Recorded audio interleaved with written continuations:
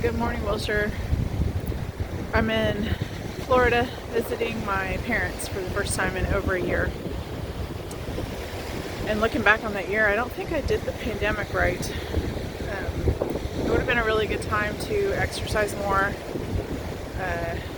cook healthier meals, read some important books. My house isn't even cleaner. I used to feel like I didn't have enough time for stuff, and we've had nothing but time this year. But the verse that's been popping into my head this week is from Lamentations. Lamentations, right? Interesting that the Holy Spirit would see that in me and take me there. So the book starts with how lonely sits the city that once was full of people. The author says, "My groans are many and my heart is faint." It talks about the pain of injustice and human loss. It talks about dry shampoo and sackcloth and ashes.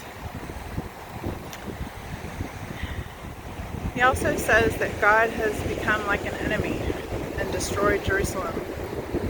And I don't believe at all that this pandemic is God's wrath. I believe that God has been grieving with us.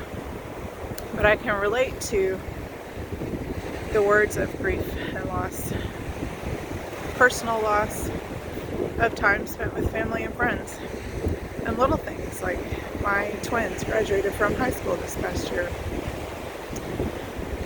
and lives lost in our community and our country. But in the middle of chapter 3, he says, "But this I call to mind, and therefore I have hope. This, the steadfast love of the Lord never ceases. His mercies never come to an end. They are new every morning.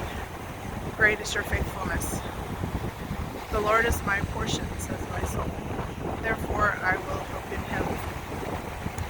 When my hope is misplaced, I am fearful and disappointed. Let us hope in him every morning.